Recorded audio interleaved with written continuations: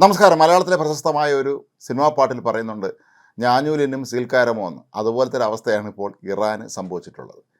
ഇറാനിലെ പരമോന്നത നേതാവായ അയത്തുള്ള അലി ഖമേനിയും അവിടുത്തെ പ്രസിഡന്റ് പെഷസ്കിയാനും ഇപ്പോൾ പറയുന്നത് ഇസ്രായേലിനെ ഞങ്ങൾ മര്യാദ പഠിപ്പിക്കുമെന്നാണ്. ഇസ്രായേലിനെ കയ്പും വേദനയും നിറഞ്ഞ ഒരു അനുഭവമായിരിക്കും അത് എന്നാണ് ഇപ്പോൾ ഖമേനി വെളിപ്പെടുത്തിയിരിക്കുന്നത്. പക്ഷേ അതെങ്ങനെയായിരിക്കും എന്ന് മാത്രം പറയാൻ ഖമേനിക്ക് അറിയില്ല. നിരന്തരമായി ഇത്തരം തള്ളുകളിലൂടെ മാത്രമാണ് ഇറാൻ ഇത്രയും കാലം കടന്നുകൂടിയത്.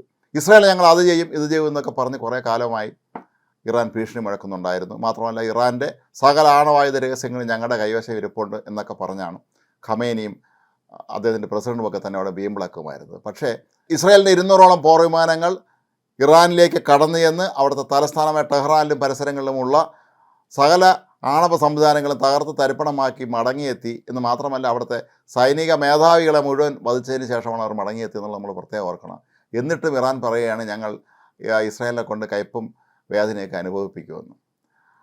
ഏതായാലും ഈ ആക്രമണം ഇറാനെ തകർത്തു തരിപ്പണമാക്കി എന്നുള്ളത് 100% ഉറപ്പാണ്.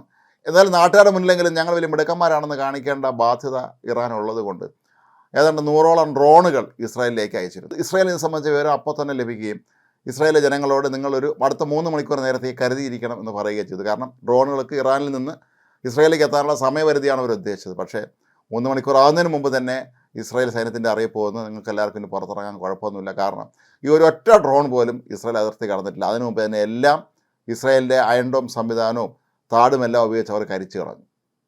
പക്ഷേ ഇതേക്കുറിച്ച് ഇപ്പോഴും ഒന്നും പറയാനില്ല ഖമേനിക്കും അദ്ദേഹത്തിൻ്റെ പ്രസിഡൻറ്റിനും. മാത്രവുമല്ല ഏറ്റവും ഒടുവിൽ പുറത്തു വന്ന വിവരം ഇസ്രായേലിൻ്റെ ചാരസംഘടനയായ മൊസാദ് ടെഹ്റാനിൽ ഇറാൻ്റെ തലസ്ഥാനത്ത് അവരൊരു കെട്ടിടമെടുത്ത് അവിടെ ഡ്രോൺ നിർമ്മിക്കുകയും ഡ്രോണുകൾ പ്രവർത്തിപ്പിക്കുകയൊക്കെ തന്നെ ചെയ്തിരുന്നു എന്നാണ്. അതുപോലും മനസ്സിലാക്കാൻ ഇവർക്ക് കഴിഞ്ഞില്ല എന്നുള്ളതാണ് ഇതിലേറ്റവും രസകരമായ കാര്യം. പക്ഷേ ഇവിടെ ഓർക്കേണ്ട ഒരു കാര്യമുണ്ട്. അയത്തുള്ള അലി ഖമേനിയും അദ്ദേഹത്തിൻ്റെ പാപ പ്രസിഡൻ്റായ പെഷസ്കിയാനും ഒക്കെ തന്നെ ഭയക്കുന്ന ഒരു വിഭാഗമുണ്ട്. അത് അമേരിക്കയും ഇസ്രായേലുമല്ല, ശരിക്കും ഇറാനിലെ ജനങ്ങളെയാണ്. 1979 ഇറാനിലെ ഷായെ അട്ടിമറിച്ച് അധികാരം പിടിച്ചെടുത്ത ഈ മത മേധാവികൾ ഇറാൻ എന്ന ഒരു കാലത്ത് ഏറ്റവും പ്രശസ്തമായിരുന്ന, ഏറ്റവും പരിഷ്കൃതമായ, ഏറ്റവും നല്ല സിനിമ ഇറങ്ങിയിരുന്ന, ഏറ്റവും നല്ല സാഹിത്യമുണ്ടായിരുന്ന ഒരു രാജ്യത്തെ എത്രയോ നൂറ്റാണ്ട് പിന്നിലേക്ക് നയിക്കാനുള്ള ശ്രമങ്ങളാണ് അന്നും ഇന്നും നടത്തിക്കൊണ്ടിരിക്കുന്നത്. പക്ഷേ ഇപ്പോൾ അവിടെയും പ്രതിഷേധ സ്വരങ്ങൾ ഉയരുന്നുണ്ട്. ഏത് നിമിഷം വേണമെങ്കിലും ഒരു ജനമുന്നേറ്റം ഉണ്ടാകാമെന്നും ഈ മതഭരണകൂടത്തെ അട്ടിമറിച്ച് കണ്ടം വഴി ഓടിക്കുമെന്നും ഭയം ഈ 80 വയസ്സ് കഴിഞ്ഞ ഖമേനിക്കും അദ്ദേഹത്തിൻ്റെ ശിങ്കിടിയായ പ്രസിഡൻറ്റിനും എല്ലാം ഉണ്ട്. അതുകൊണ്ട് തന്നെ സ്വന്തം ജനങ്ങളെ പേടിച്ചാണ് അവർ അവിടെ ഇപ്പോഴും ജീവിക്കുന്നത്. അതിനിടയിലാണ് ഇത്തരത്തിലുള്ള ഒരു ഭീഷണി കൂടി പുതുതായിട്ട് വരുന്നത്. മാത്രമല്ല ഇന്ന് അമേരിക്കൻ പ്രസിഡന്റ് ഡൊണാൾഡ് ട്രംപും ഇപ്പോൾ ഇറാനെ പൂർണ്ണമായും കൈവിട്ടിരിക്കുകയാണ്.